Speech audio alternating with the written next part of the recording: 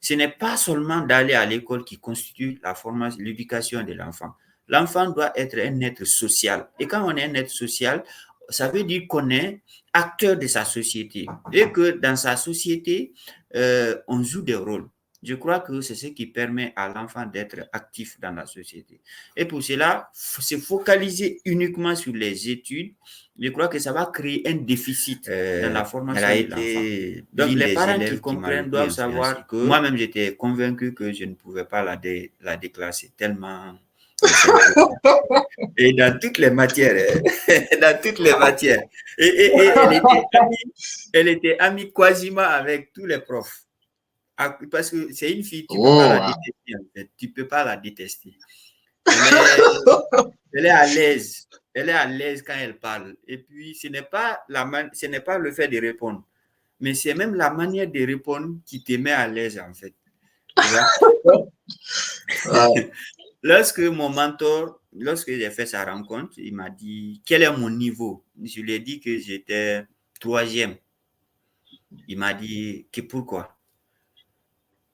En fait, il m'a demandé quel était mon. J'ai dit qu'il y a une fille là-bas qui est vraiment intelligente. J'ai dit, moi, je veux travailler pour venir après elle. Tu vois, chaque fois, parce que je m'étais mis en tête de pas la dépasser au lycée. Donc, il m'a dit, non, il y avait ce cliché là.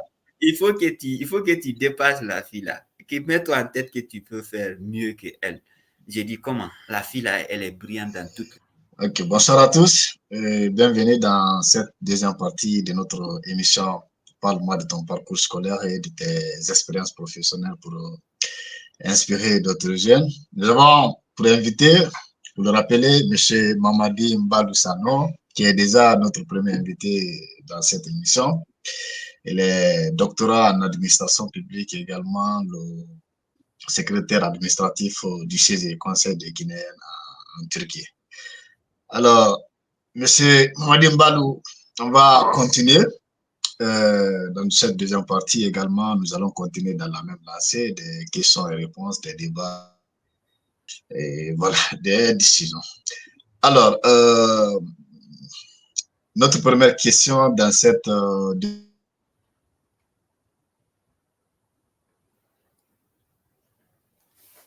me recevez? Oui, allez-y, je vous reçois, monsieur Diallo. Ok, vous savez, quand on est jeune, nous avons parfois besoin de se divertir,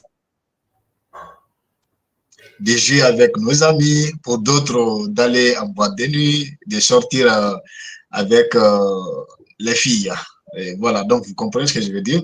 Étant jeune, nous avons certains désirs et besoins.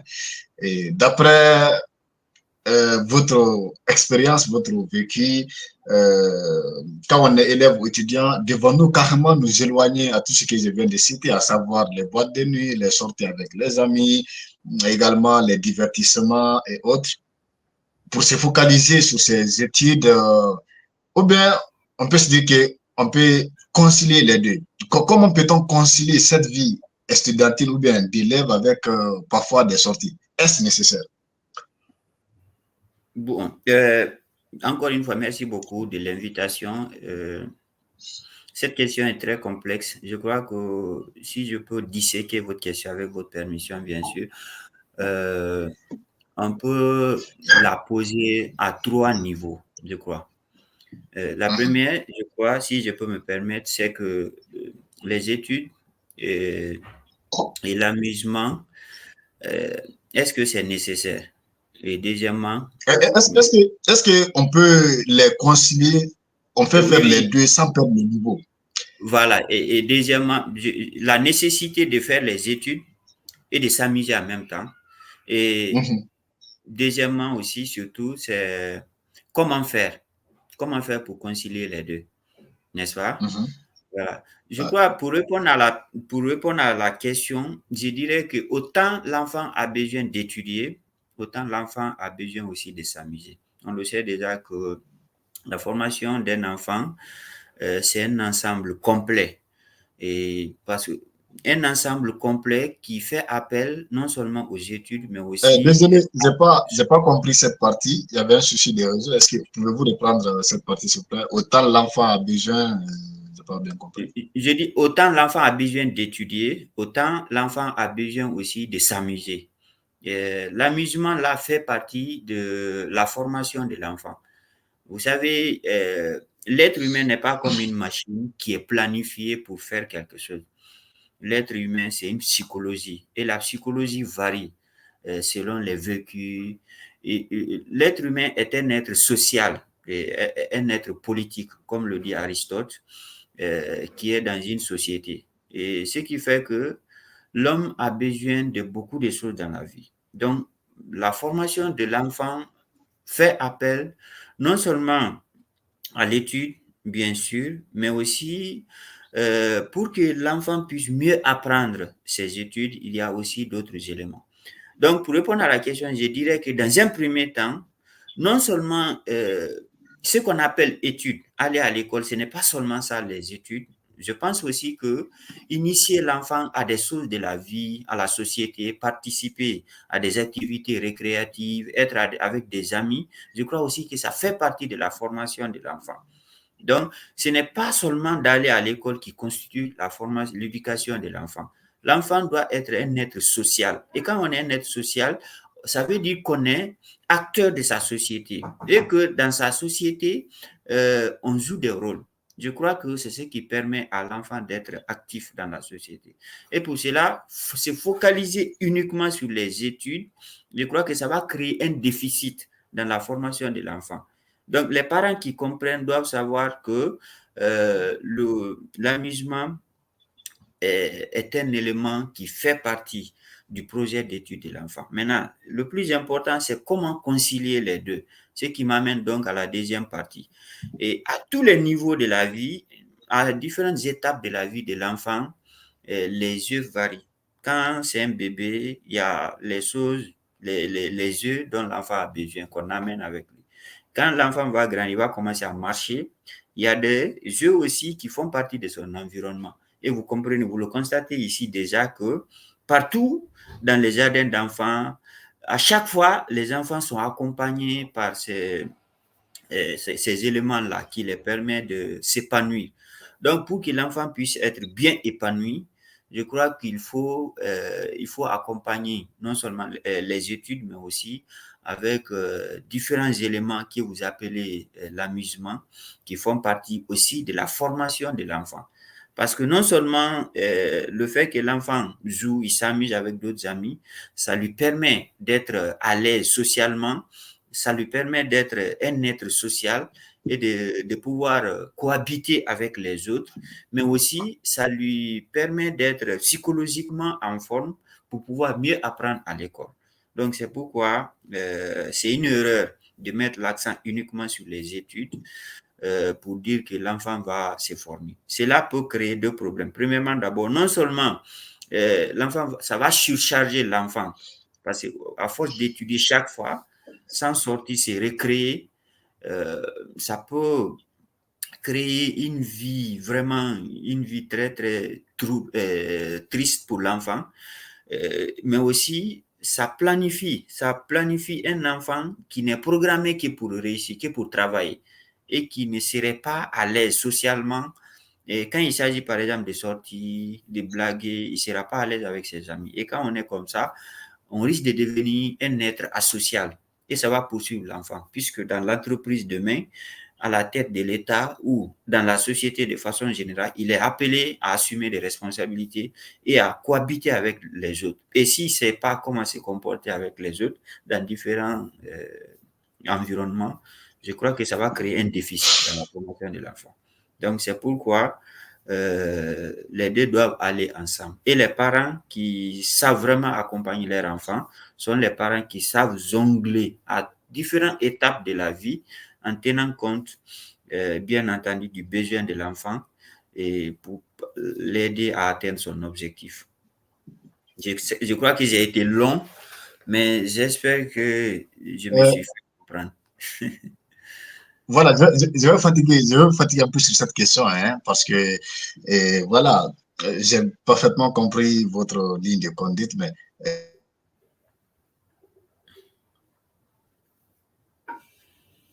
expériences. Par exemple, nous, on a vu certains amis qui étaient très bien à l'école, mais lorsqu'ils ont commencé à suivre les filles, ou bien lorsqu'ils ont commencé à aller dans les boîtes de nuit, niveau, leur niveau d'études a chuté à l'école. Donc, ne pensez-vous pas que vraiment suivre les filles ou bien suivre les garçons, dans les deux côtés, que ce soit filles ou garçons, avoir des petites amies, aller en boîte de nuit, souvent, est-ce que ça n'a pas à un moment donné de l'impact sur le niveau de concentration, également le niveau d'intelligence d'un élève, ou d'un élève, d'une élève ou d'une étudiante ou d'un étudiant? Bon, vous m'amenez à parler d'un point particulier, alors que dans le premier sens, je crois que vous avez parlé d'amusement, de récréation. Moi, j'ai résumé en termes récréation, en fait. Mais comme vous spécifiez, je pense, et je reste sur ma position, je pense que le fait d'avoir des copines ou des copains à un moment donné n'est pas mal en soi. Vous savez, quand on est enfant ou quand on est adolescent, il y a certaines choses de la vie qu'on doit vivre. C'est extrêmement important. Ça fait que les enfants qui n'ont pas vécu certaines choses, même quand ils vont grandir, ils vont sentir le manque. L'enfant, par exemple, qui n'a pas connu les sorties en boîte de nuit, qui n'a pas fait certaines choses pendant qu'il est enfant, euh, je ne suis pas de celui qui pense que il faut mettre l'accent sur les études, uniquement sur les études. Mais encore une fois, il faut le dire, euh, l'enfant parfois étant beaucoup plus connaissant l'immédiat, c'est-à-dire la situation dans laquelle il se trouve, n'ayant pas la facilité, la capacité, l'habilité de se projeter dans l'avenir, l'enfant n'est pas suffisamment intelligent pour savoir parfois ce qui est bon pour lui. Ce qui fait que s'il faut choisir entre aller en boîte de nuit où il va se récréer, bien entendu, beaucoup d'enfants vont choisir. Et s'ils ont de l'argent, ils vont. Le risque est que les enfants peuvent naturellement délaisser les études au profit de la blague, de l'amusement. Et encore une fois, il appartient aux parents de savoir gérer ça. Mais le fait de dire que l'enfant étudie, il n'a pas le droit de suivre des filles, je crois que ça peut être une erreur. Mais par contre, cibler par exemple ou soigner suffisamment le cercle d'amitié de son enfant est un élément important. Lorsque vous voyez, si vous avez une fille, un garçon sérieux qui vient après votre fille, et que son amitié se limite à ce garçon-là seulement, je crois que c'est un parent responsable doit encourager ça. Et il doit même jouer sur ça, essayer d'avoir un contrôle sur les deux à la fois, les amener à bien travailler, et puis en les récompensant, en les laissant parfois des sorties. Mais le danger serait que le jeu ne prenne le dessus sur le sérieux, sur les études. Je crois que c'est là où les parents doivent intervenir. Mais dire que l'enfant fait le bac ou l'enfant fait ça, il n'a pas besoin de s'amuser du tout, je crois que ça peut être une erreur dans certaines circonstances. Par contre, le jeu ne doit pas être plus important que les études. Et surtout, on doit savoir quel jeu il fait, à quel degré il le fait, avec qui il s'amuse. Je crois que c'est là où les parents doivent intervenir pour avoir le contrôle sur ça. Et c'est ce qui permet à l'enfant d'être un être social équilibré et qui n'est pas comme une machine programmée seulement pour étudier, mais aussi qui étudie et qui est aussi un être adapté à sa société et qui participe aux choses de la société. Je crois que c'est ce qui fait, c'est ce qu'ils appellent l'éducation de l'enfant, c'est-à-dire apprendre l'enfant à être à l'aise dans la société et à savoir se comporter dans n'importe quelle circonstance qui se présentera à lui dans la société. C'est ça un enfant suffisamment bien formé. Mais un enfant qui ne sait qu'étudier et qui, dans la société, quand il est question de certaines choses, il ne sait pas quoi faire, il ne peut pas se comporter. Je crois qu'il y a un manque. Et l'enfant, il peut le sentir à un moment donné, quand il va grandir surtout. Je crois que j'ai Ok, été plus clair cette fois-ci. oui, j'ai parfaitement compris. Et voilà. Ok. Euh, une dernière question sur le même sujet. Mhm. Voilà. D'autres se disent qu'on entend souvent parler que toute relation, ça demande du temps, hein, ça demande également. Voilà. Et donc, on dit que toute relation demande du temps et également demande de l'énergie. Alors, donc l'énergie et le temps qu'on devrait consacrer aux études, ne trouvez pas qu'on va diviser ça, ou bien, disons, consacrer tout ça à notre relation, à nos relations, s'il faut le dire ainsi. Je parle vraiment de copinage, hein, de De concubinage. copinage, pas forcément, pas forcément. Vous savez, comme on le dit, les oiseaux des mêmes espèces qui volent ensemble, comme le dit l'adage. Je crois que quand on a certains objectifs, on est dans certaines circonstances, je crois qu'on peut chercher des amitiés qui s'adaptent à notre environnement. Ce qui fait que les enfants à l'école primaire, le plus souvent, ont des petits amis de l'école primaire et le plus souvent de leur école, de leur fréquentation. Au collège, le plus souvent, c'est des copines de l'école également. Vous voyez? Maintenant, ce que vous dites est vrai dans un certain sens pour deux raisons. Premièrement, d'abord, l'être humain est naturellement motivé par ce qui plaît. Le plaisir a tendance le plus souvent à prendre le dessus sur le travail chez tout être humain, puisque le corps humain aime ce qui plaît. Le beau, si vous voulez, en termes philosophiques, c'est ce qui plaît naturellement au corps humain, à la sens, et l'être humain est un être sensible à ce qui plaît. Et le risque serait que l'enfant, surtout un enfant, le deuxième point, qui ne sait pas forcément ce qui est bon pour lui à certains moments, peut être, l'enfant peut être beaucoup plus dominé par le jeu que par le sérieux. Il peut s'adonner à ça et c'est trop tard qu'il comprendra qu'il a commis une erreur. C'est là où les parents doivent intervenir. Maintenant, est-ce que le fait de ne pas suivre de petits amis du tout et de se concentrer uniquement sur les études, ou bien faire les deux à la fois de façon très mesurée, qu'est-ce qui est mieux? Moi, je pense si il est possible d'encadrer son enfant de façon à ce qu'il puisse étudier, mais tout en ayant de l'amitié, être social, être bon socialement, moi, je crois que c'est mieux. Mais si il est impossible que l'enfant puisse faire les deux à la fois, bien entendu, on peut comprendre les parents qui sacrifient ce point-là, c'est-à-dire qui empêchent les enfants d'avoir de l'amitié parce que parfois on a peur de pouvoir le contrôler et on pense qu'on peut perdre le contrôle. D'autant plus que parfois on ne sait pas ce qui se passe dehors quand l'enfant quitte le domicile familial. Donc, je crois que c'est là où certains parents ont peur et certains parents catégoriquement empêchent l'enfant à avoir des amitiés, de la fréquentation pour lui permettre de se concentrer uniquement sur les études en se disant que le temps pour l'amusement va venir. Je crois qu'à ce niveau, on peut comprendre les parents.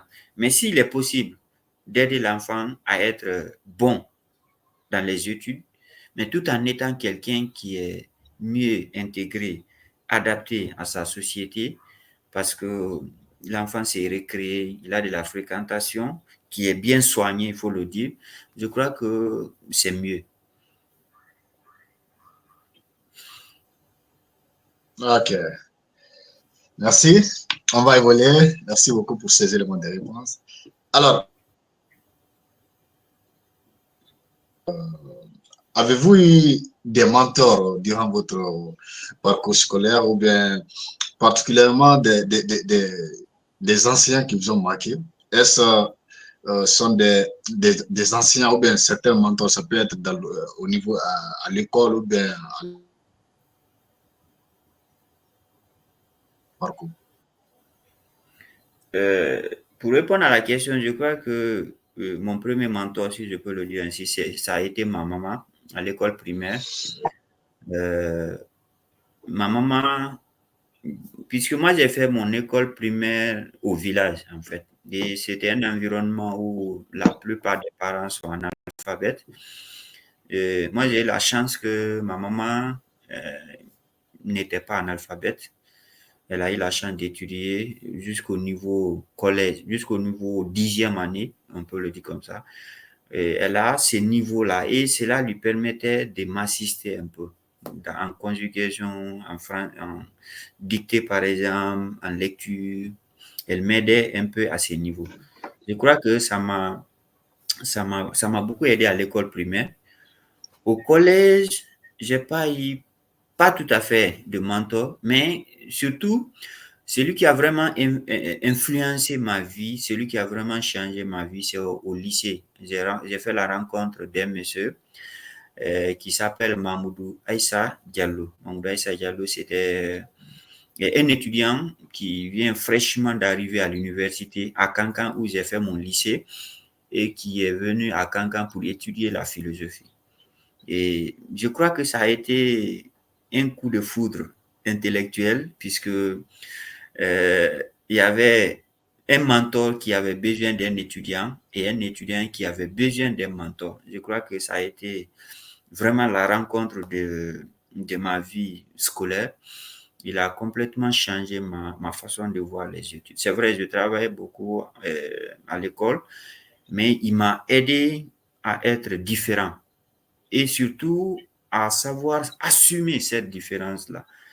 Euh, il m'a surtout aidé à avoir confiance en moi. Cela m'a permis de comprendre après coup que ce qui fait aussi la différence entre les élèves, c'est surtout le fait que certains enfants ont des coachs qui les aident à planifier leur vie, à avoir des objectifs et à leur donner des moyens d'atteindre ces objectifs. Chose qui est le plus souvent absente dans nos écoles en Guinée ou en Afrique de façon générale. Je crois que c'est un élément extrêmement important. Et comme un adage le dit, dis-moi qui te hante, je te dirai qui tu es. Moi, je dirais, dis-moi qui te mentorise, je te dirai qui tu deviendras. Il m'a beaucoup aidé, il m'a aidé à avoir goût à la philosophie. Ça fait que, naturellement, dès l'université, j'ai commencé à enseigner la philosophie. Et j'ai beaucoup aimé la philosophie. Je crois qu'il a changé ma façon de voir. Et à mon tour, j'essaye d'avoir le plus d'impact dans la vie estudiantine des amis étudiants ou élèves qui me considèrent à l'aide comme leur mentor.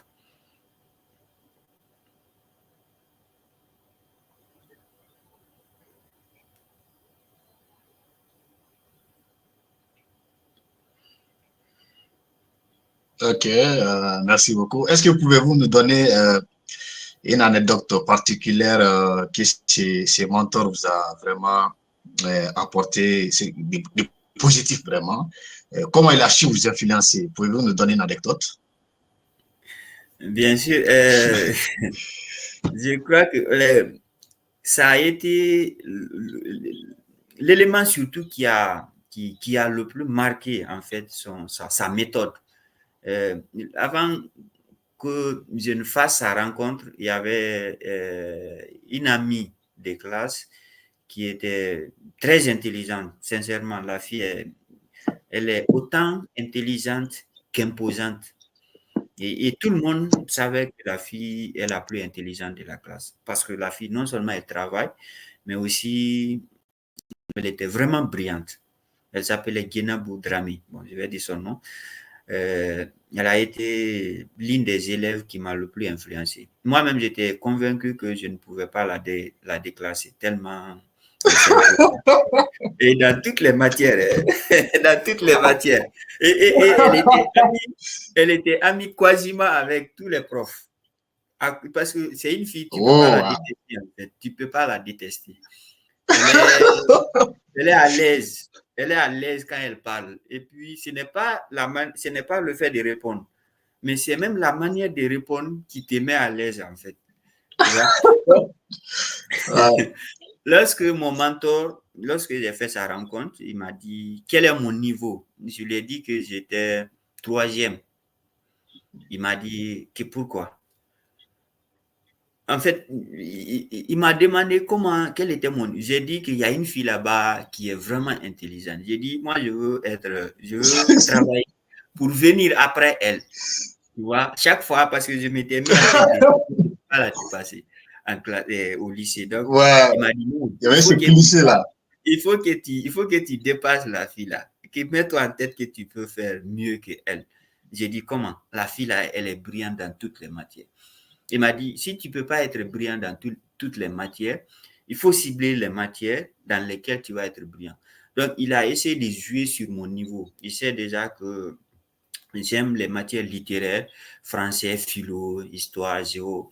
Donc, surtout français, philo. Donc, il a cherché d'abord les documents qu'il a mis à ma disposition. C'était un étudiant en philo. Et puis, d'autres documents. Il connaît le programme par cœur. Donc, il m'a mis tout le programme me permettant d'être en avance. Et il a planifié ma manière de travailler. Chaque week-end, ce que je dois faire, de façon à ce que ce qu'on doit expliquer en classe, moi, on m'a déjà expliqué ça et on m'a dit de faire un petit résumé. Il m'a dit de faire un petit résumé personnellement sur ça.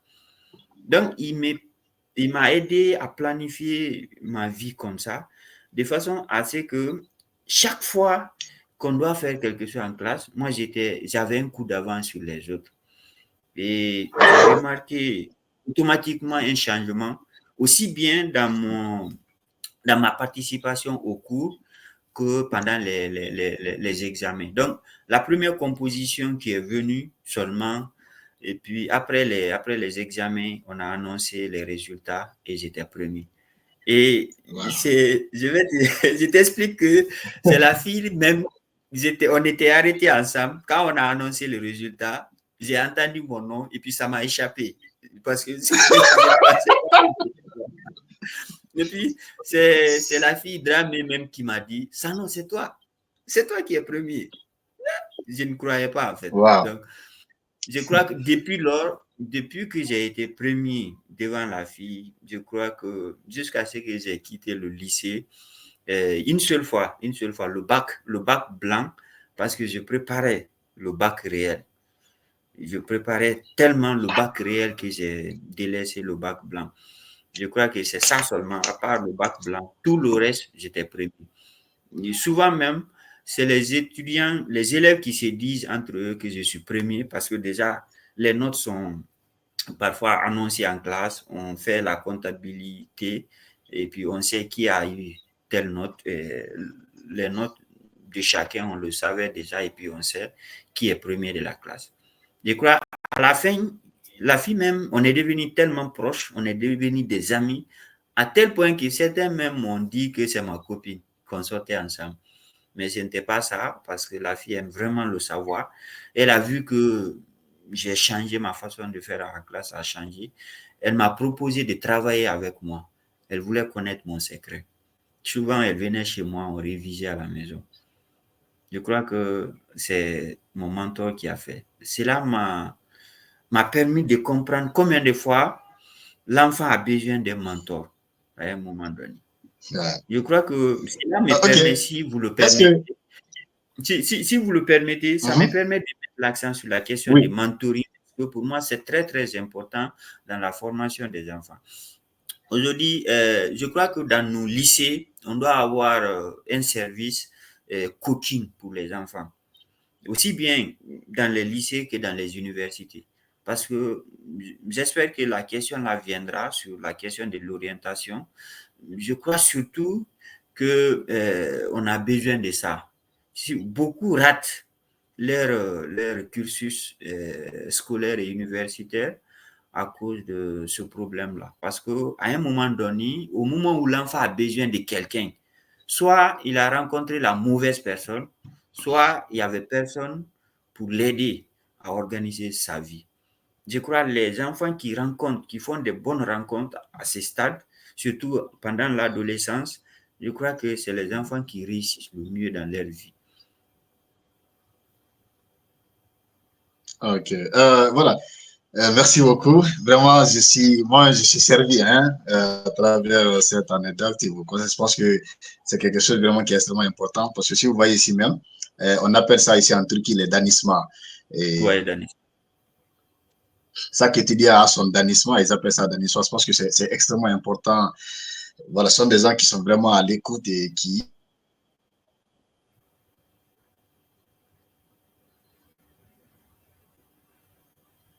des étudiants.